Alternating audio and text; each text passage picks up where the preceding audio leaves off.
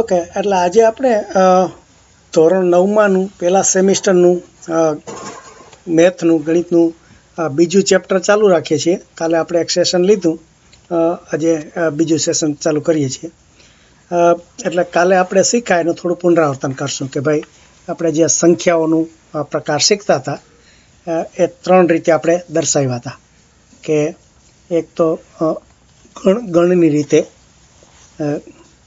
ગણની રીતે આપણે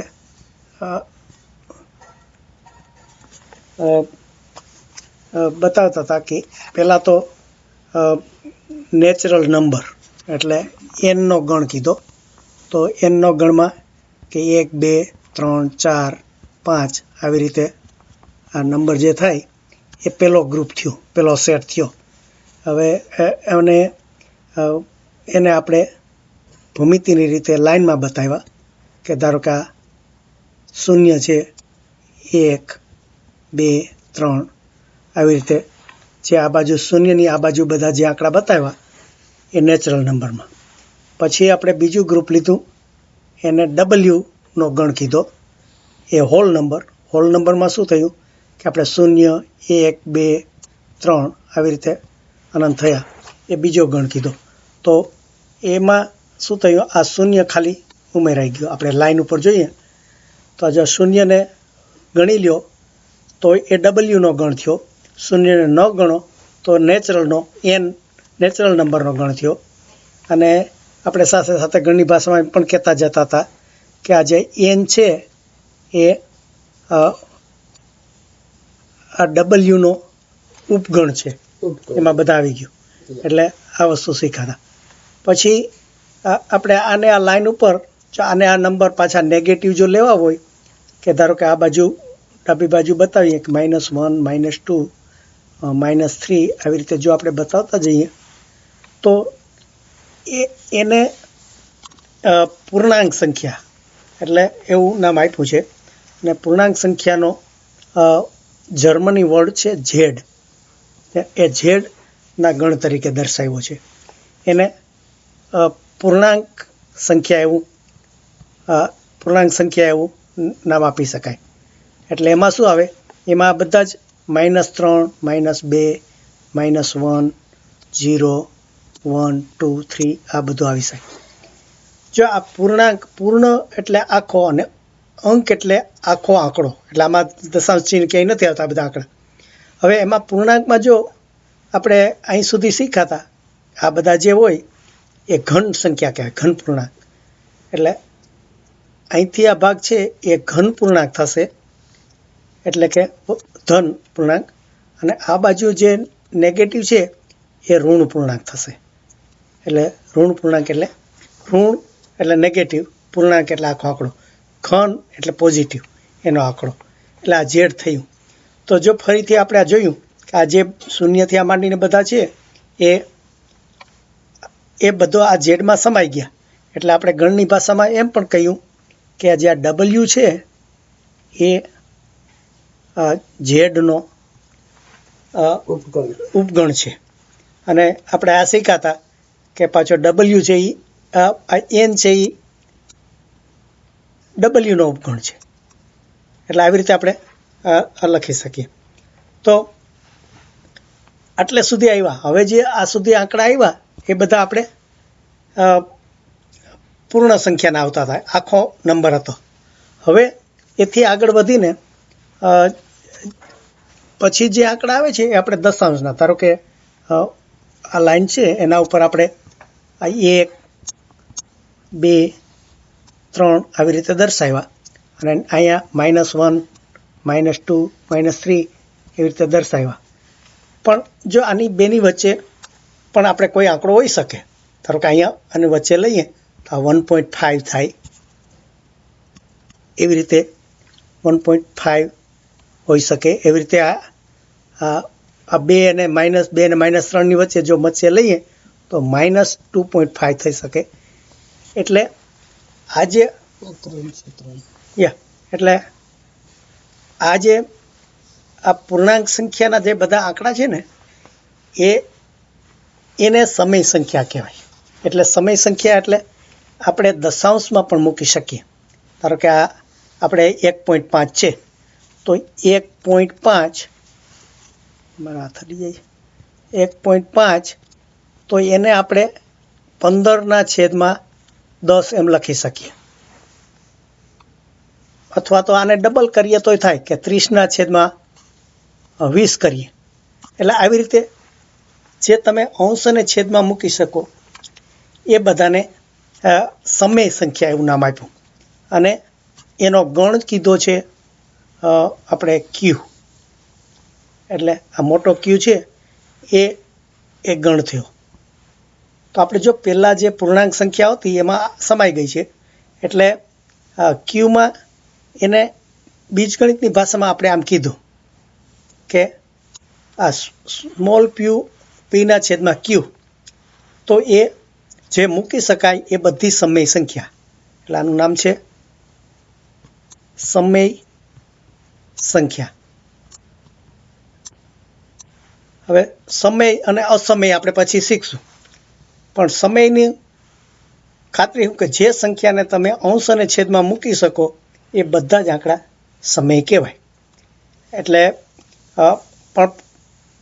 ધારો કે આ 5/1 મૂકો તો પણ એ સમય આવી જાય, કારણ કે એકડો છે આનો જવાબ 5 જ આવે. એટલે આ 5 છે એ નેચરલ નંબર થાય અને સમય સંખ્યા થાય, એટલે બંનેનો ભાગ બને. એવી રીતે આ 5/2 મૂકીએ તો એ 2.5 એ પણ સમય સંખ્યા થાય. હવે એટલે એની લિમિટ શું કીધી કે ઉપરનો જે આંકડો છે એ આ પી છે એ કોઈ પણ આ ઝેડનો સભ્ય હોવો જોઈએ. એટલે આપણે ઝેડ એટલે ખબર છે, ઝેડ ગણ હોય તો એમાં શું હોય કે -3 હોય કે 5 હોય કે 0 હોય કે આ બધા જ હોઈ શકે. ઝેડ એને એટલે આપણે એને ઝેડનો ગણ, એટલે ઝેડનો ગણ એટલે ઝેડમાં પી આવે. હવે ક્યુ માટે શું છે તો કે ક્યુ ખાલી એનનો જ સભ્ય હોવો જોઈએ. એટલે કે એન એટલે એમાં 0 ના આવે, 1, 2, 3 એવા જ આવે. હવે 0 શું કામ નથી લીધો? ધારો કે આ 5/0 કરો તમે તો એ અનંત સંખ્યા થઈ જાય, તો એ તમે લાઈન ઉપર ના બતાવી શકીએ. આપણે હંમેશા આ નંબર છે બધા લાઈન ઉપર બતાવી શકવા જોઈએ એવી શરત છે. એટલે તમારે આમાં દાખલા ગણવાના આવશે કે તમે બધા જુદા જુદા આંકડા આપ્યા હોય તેને તમે અંશ અને છેદમાં કેવી રીતે મૂકી શકો એ તમારે પ્રેક્ટિસ કરવાની આવશે. એટલે આ સમય સંખ્યા થઈ. હવે સમય સંખ્યાને આપણે કીધું ને કે લાઈનમાં બતાવી, લાઈન ઉપર બતાવી, તો અહીંયા 0 છે, અહીંયા 10 છે કે આ બાજુ -10 છે. તો એના ઉપર જેટલા બિંદુ આવે, ધારો કે આ 5 છે,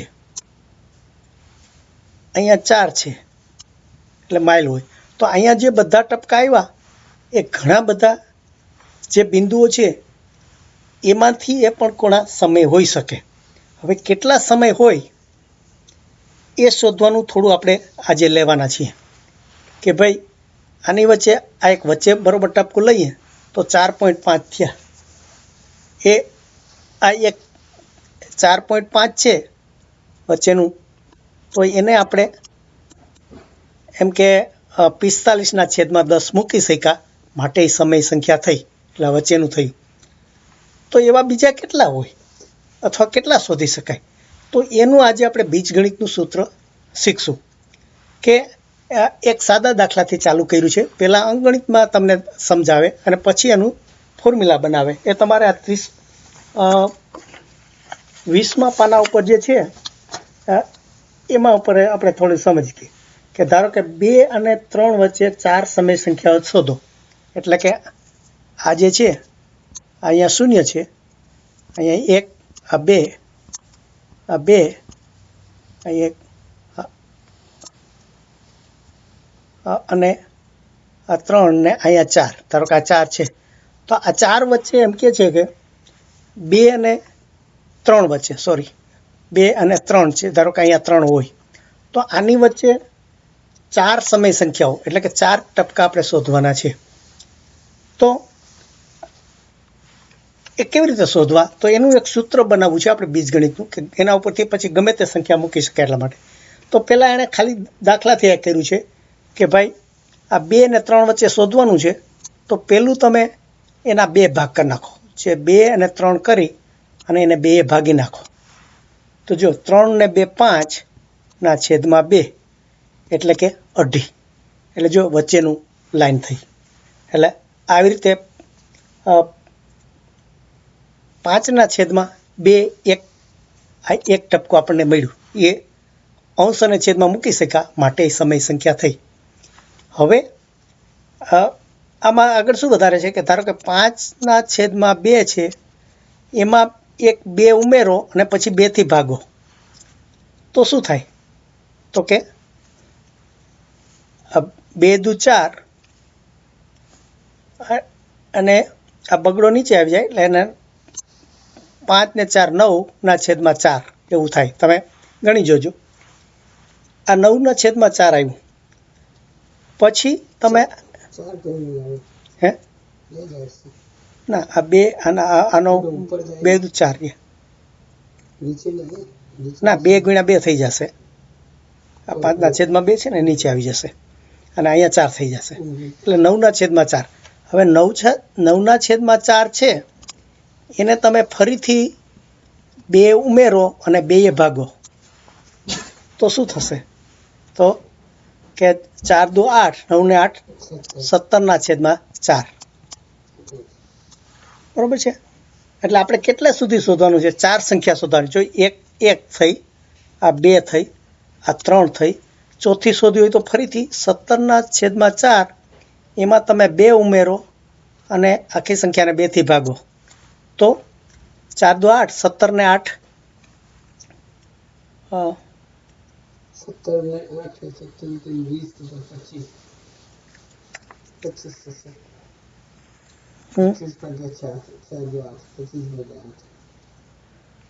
ના આમાં ઉભારો પછી 2 નથી ઉમેર્યું, આમાં 3 ઉમેર્યું છે. એટલે 17 ના છેદમાં એટલે 4 તારી 12, 17 ને 12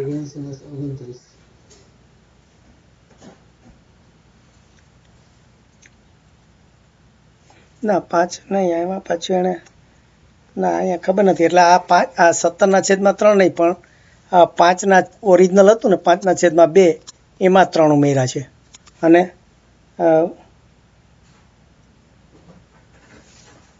વચ્ચે 2 થી ભાગ્યા છે. એટલે આ કેવી રીતે કર્યું એનું અત્યારે નથી સમજાયું. ખાલી આ 11 ના છેદમાં 7 એવું, 11 ના 7માં 4 એવું થયું. એટલે આવી રીતે ટૂંકમાં 4 શોધ્યા. પણ આપણને આ જે આંકડા શોધ્યા કેવી રીતે શોધ્યા એ ખબર નથી. એટલે એના માટે આપણે બીજગણિતની રીતે હવે એક સૂત્ર સમજાવે છે. એટલે આજે 4 શોધી તો લીધા, પણ આપણને ખબર નથી કે 2 શું કામ ઉમેર્યા, 3 શું કામ ઉમેર્યા કે 2 શું કામ ભાગ્યા, એ આપણને અત્યારે ખબર નથી. પણ આપણને આવી રીતે 4 શોધવાના કીધા હતા તો 4 સંખ્યા એણે શોધી આપી. તો હવે એનું આપણે એવું સૂત્ર કરવું જોઈએ કે જેથી ગમે તેટલી સંખ્યા શોધી શકીએ. કે આ એક લાઈન છે એમાં એમ કે 2 બિંદુ હોય, ધારો કે આને એ બિંદુ કયો અને આને બી કયો, એટલે બીજગણિતમાં હવે આપણે વાત કરીએ છીએ. તો અને એની વચ્ચે આપણે ધારો કે પહેલામાં 4 કીધા હતા, 5 શોધવાના કીધા, 6 શોધવાના કીધા. કેટલા શોધવા છે આપણે? ધારો કે n એવો આંકડો કરીએ કે n આપણે સમય સંખ્યાઓ વચ્ચે શોધવી છે કે આવી આ કેટલી છે? તો કે n સંખ્યા શોધવી. આપણે બીજગણિતમાં જ હવે બધી વાતો કરીએ છીએ, કારણ કે આપણને એક જનરલ સૂત્ર બનાવવું કે એ બધે જ લાગવું પડે કે ગમે એટલા આપણે એના પરથી શોધી શકીએ. તો શું કહે છે કે આમાં તમારે એટલે એક વસ્તુ કહે કે ભાઈ અહીંયા 0 છે અને અહીંથી આ એ બી, એટલે એક તો એ શરત છે કે ભાઈ એ છે બી કરતાં નાનો છે. એટલે ધારો કે અહીંયા 2 હોય, અહીંયા 7 હોય, ગમે તે હોય, તો પહેલી વસ્તુ શરત બીજગણિતમાં હંમેશા આપણે કન્ડિશન મૂકવાની કે ભાઈ એ નાનું કોણ છે, મોટું કોણ છે, અથવા તો કયા સેટનું છે, એટલે જો બી આ એ છે એ બીથી નાનો હોય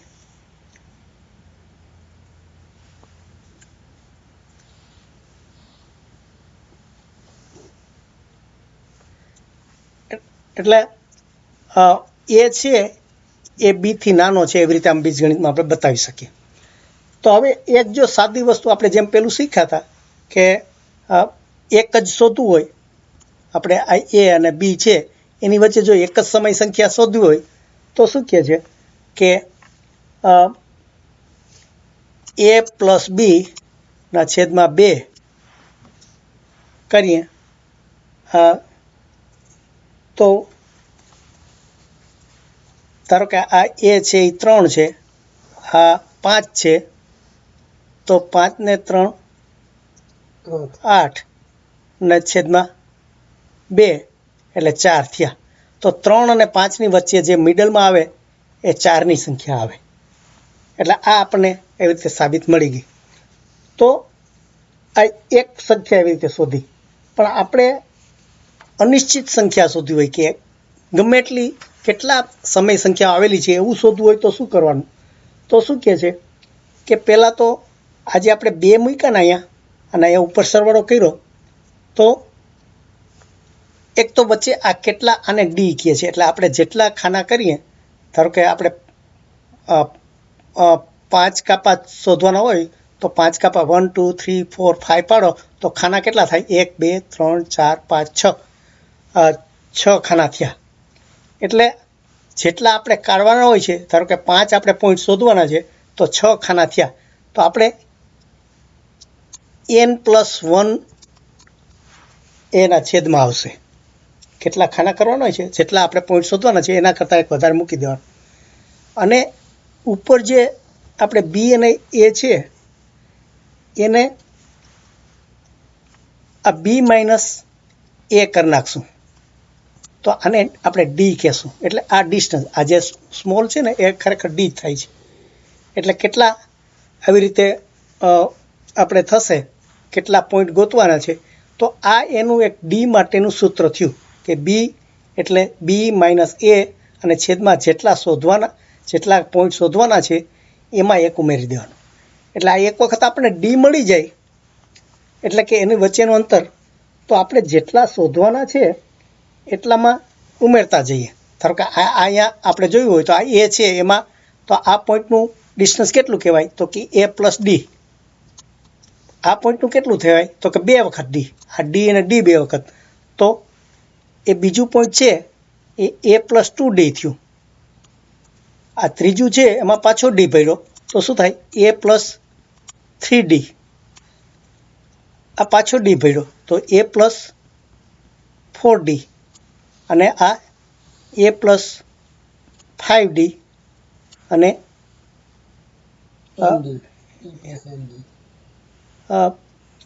5 અને એટલે કેટલા થયા આપણે 1 2 3 4 1 2 3 4 5 થઈ ગયા ને 5D. એટલે આવી રીતે આ એનું સૂત્ર આપણને જો ખબર હોય કે ડી એટલે ગમે તે અંતરનું વચ્ચે અને જે છેલ્લો આંકડો હોય મોટો એમાંથી નાનો આંકડો બાદ થાય અને કેટલા ભાગ આપણે કેટલા પોઈન્ટ જોઈએ છીએ સમય સંખ્યા એ નીચે મૂકવાની અને વત્તા 1 કરી દેવાનું.